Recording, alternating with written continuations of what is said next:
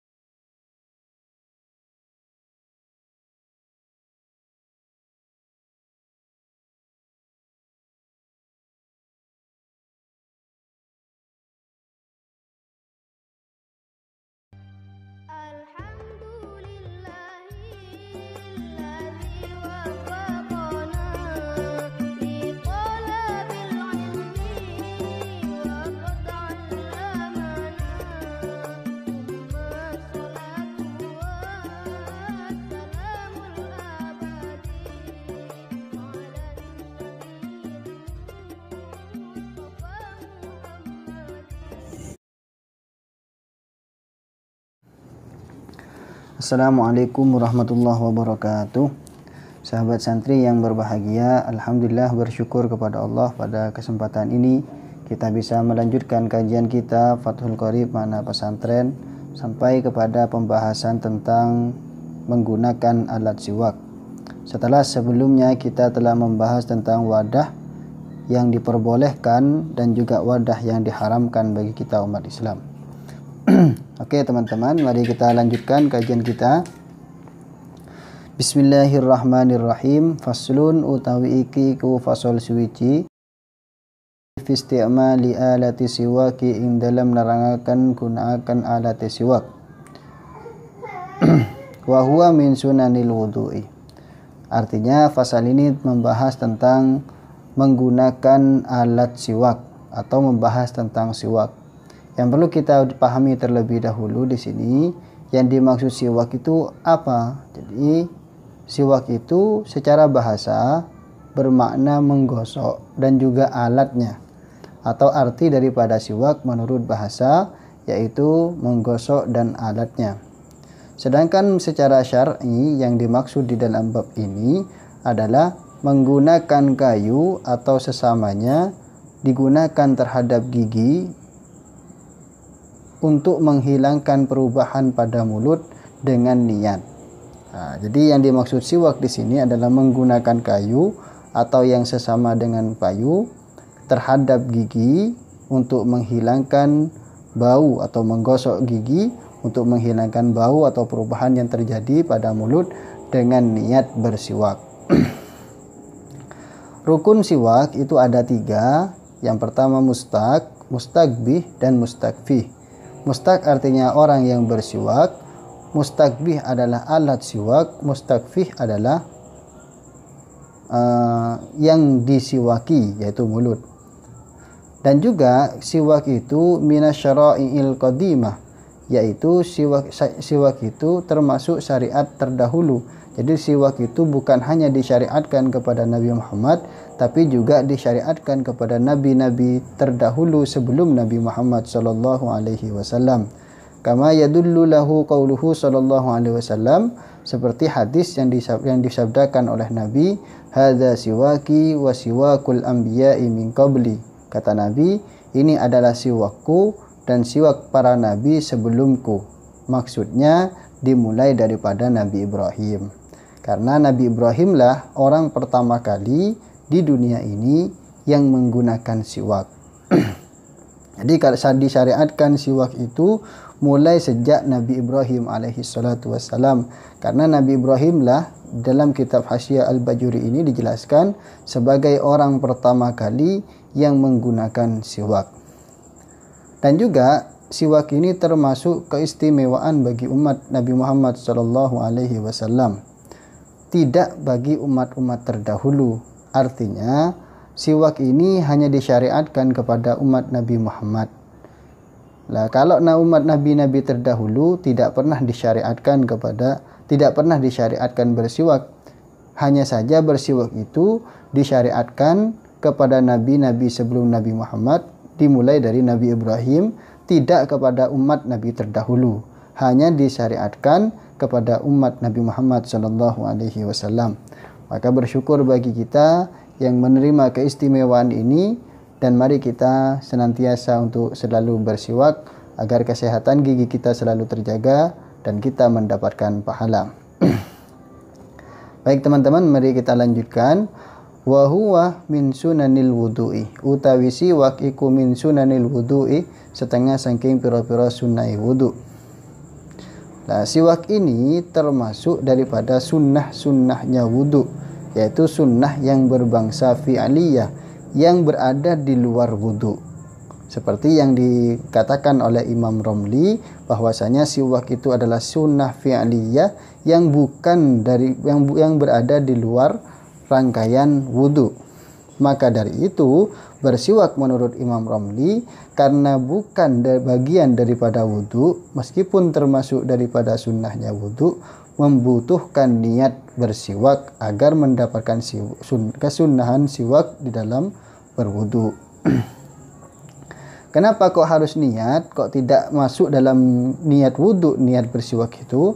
Karena menurut Imam Romli, siwak termasuk sunnah fi'liyah atau sunnahnya wudu yang bangsa fi'liyah yang berada di luar wudu, bukan berada di dalam wudu. Berbeda dengan membasuh tangan. Kalau membasuh tangan itu sunnah fi'liyah tetapi berada di dalam wudu. Maka dari itu ketika membasuh tangan tidak perlu untuk berniat membasuh tangan. Meskipun dalam beberapa kitab juga ada yang menjelaskan bahwa alangkah baiknya bagi mutawaddi ketika membasuh tangan berniat membasuh tangan. Tetapi secara hukum menurut Imam Romli, karena membasuh telapak tangan itu termasuk bagian di dalam wudu, maka tidak perlu niat sunnah membasuh tangan untuk wudu. Berbeda dengan bersiwak ini. Itu menurut pendapat Imam Romli. Sedangkan Imam Ibnu Hajar mengatakan sebaliknya. Beliau mengatakan bahwasanya bersiwak termasuk sunnah fi'liyah yang berada di dalam wudu. Maka dari itu niat bersiwak ketika mau berwudu tidak diperlukan, karena sudah termasuk dalam kategori niatnya wudu atau termasuk dalam di bawah niatnya wudu. Begitu teman-teman. Tetapi yang mu'tamad itu pendapatnya Imam Romli, atau pendapat yang pertama yang mengatakan bahwa siwak adalah sunnah fi'liyah daripada wudu yang berada di luar wudu, sehingga membutuhkan niat berbeda untuk mendapatkan fadilah kesunahan wudu bersiwak. Kira-kira seperti itu teman-teman. Mari kita lanjutkan. Wa yutlaku lan diucapaken apa asiwaku siwak aidon halimane alama ingatasi perkara yustaku kang digawe siwakan apa bihi kelawan ma bayani ma min arakin nyatani saking kayu arok wa nahwihi lan sepadani arok. Artinya siwak, istilah siwak itu kadang-kadang juga diperuntukkan atau dibuat sebagai nama alat untuk bersiwak. Jadi alatnya kita sebut siwak, pekerjaannya pun juga kita sebut siwak. Atau artinya begini, arti bebasnya bahwasanya kadang-kadang siwak itu juga diistilahkan sebagai alat untuk bersiwak, baik dari yang terbuat dari kayu arok atau yang sesamanya dari kayu arok. Kenapa kok arok di sini? Karena kayu arok itu adalah kayu yang paling afdal untuk kita gunakan bersiwak. Apa yang dimaksud dengan kayu arok? Yaitu pepohonan yang tinggi, yang lunak, yang mempunyai banyak cabang yang digunakan untuk bersiwak. Itulah yang dimaksud dengan arok. Kemudian sepadanya arok, apa yang dimaksud dengan wanahwihi di sini? Wal muradu binahwihi kullu khashanin tahirin yuzilul qalha ay safratal asnan. Yang dimaksud dengan binahwihi kullu khashanin, setiap segala sesuatu yang kasar, tahirin yang suci, yuzilul qalha ay safratal asnani, yang dapat menghilangkan kotoran pada gigi atau kuning-kuning yang ada pada gigi. Meskipun yang kasar itu terbuat dari kain atau meskipun hanya sekedar kain atau menggunakan jari orang lain yang kasar yang masih sambung dari orangnya dengan seizin pemilik jari tersebut. Nah, di sini ada beberapa khilaf ya teman-teman, bahwa ada yang mengatakan bahwa jari yang kasar milik orang lain itu tidak sah digunakan untuk bersiwak. Tetapi di dalam Hasyiah Al-Bajuri menjelaskan bahwa jari yang kasar itu boleh digunakan untuk bersiwak. Yang mengatakan tidak boleh itu diantaranya bisa kita cek di dalam kitab Fathul Mu'in yang dikarang oleh Zainuddin Al-Malibari. Beliau di sana menyampaikan bahwa tidak cukup bersiwak menggunakan tangan orang lain meskipun kasar. Nah, itu yang dimaksud dengan alat bersiwak.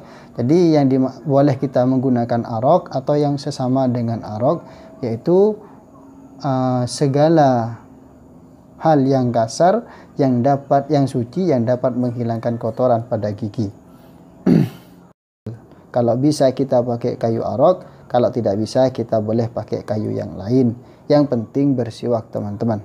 Tapi jangan sampai kita menggunakan atau alat siwak kita menggunakan kayu yang disebut dengan kayu raihan.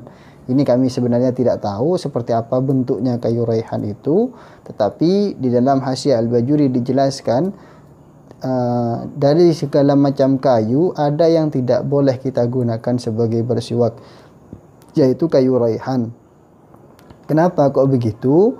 Karena menggunakan kayu raihan itu hukumnya makruh, atau bersiwak menggunakan kayu raihan itu hukumnya makruh. Kenapa kok makruh? Min annahu yurithul judam. Kenapa kok makruh? Karena ada yang mengatakan bahwa kayu raihan itu bisa membuat penggunanya mengalami penyakit judam. Wal iyadzu billah, na'udzubillah min dzalik. Oke teman-teman, kita lanjutkan. Wasiwaku utawi siwak iku mustahabun disunnataken fi kulli halin ing dalam saben-saben tingkah. Wala yukrahu lan ora dimakruhaken tanzihan kelawan makruh tanzih illa ba'da zawali angin sausine lingsir lisaimi katuwe wong kang puasa. Wa naf'au naflan iku fardu anani shaim au naflan utawa sunnah. Artinya bersiwak itu disunnahkan pada setiap saat karena Nabi rutin bersiwak dan itu sesuatu yang dicintai oleh syari. Wala yukrahu tanzihan wala yukrahu tanzihan illa ba'da zawali lis-shaimi, dan tidak dimakruhkan bersiwak kecuali makruh tanzih bagi orang yang berpuasa setelah tergelincirnya matahari. Jadi bagi setiap orang bersiwak itu sunnah setiap saat kecuali bagi orang yang berpuasa teman-teman. Untuk yang berpuasa itu dimakruhkan bersiwak setelah tergelincirnya matahari. Nah, yang perlu kita jelaskan di sini kenapa kok makruh bagi orang berpuasa bersiwak setelah tergelincirnya matahari. Begitu, kok tidak dimulai dari awal pagi saja makruhnya itu. Nah, ini yang harus dipahami teman-teman, bahwasanya setelah tergelincirnya matahari itu bau mulut kita itu benar-benar disebabkan gara-gara puasa. Beda dengan pagi. Kalau pagi itu boleh jadi mulut kita bau bukan karena puasa, tapi karena kita bangun tidur atau setelah makan makanan yang mempunyai aroma yang tidak enak di waktu sahurnya. Seperti itu. Maka di waktu setelah tergelincirnya matahari itu bisa dipastikan bahwa baunya memang benar-benar disebabkan karena puasa. Dan hal itu maka dari itu dimakruhkan bagi kita bersiwak ketika sudah tergelincirnya matahari apabila kita sedang berpuasa teman-teman.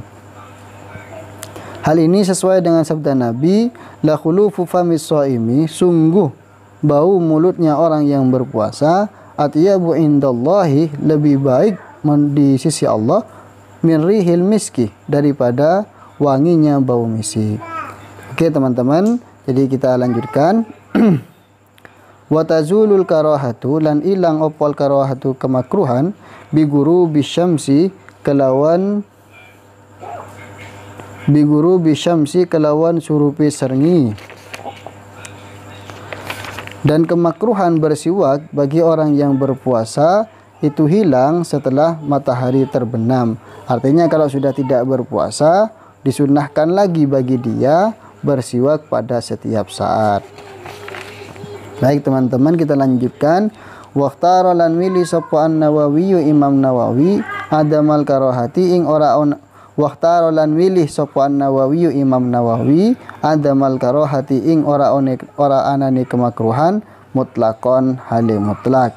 Menurut Imam Nawawi, beliau memilih sebuah pendapat yang mengatakan tidak makruh bersiwak secara mutlak bagi orang berpuasa ataupun tidak, baik setelah tergelincirnya matahari atau tidak. Artinya menurut Imam Nawawi, meskipun orang itu berpuasa, meskipun matahari sudah tergelincir condong ke arah barat, menurut Imam Nawawi dia tidak dimakruhkan bersiwak. Hal ini berbeda dari pendapat yang pertama. Mungkin cukup sekian kajian kita teman-teman. Kita akan melanjutkan kajian kita pada pertemuan yang akan datang, membahas tentang tempat-tempat atau waktu yang paling disunahkan bersiwak. Untuk teman-teman yang baru bergabung di channel kami, jangan lupa subscribe dan like dan sebarkan kepada teman-teman agar channel ini bisa berkembang dan lebih bermanfaat. Sekian dari kami, kurang lebihnya mohon maaf. Wassalamualaikum warahmatullahi wabarakatuh.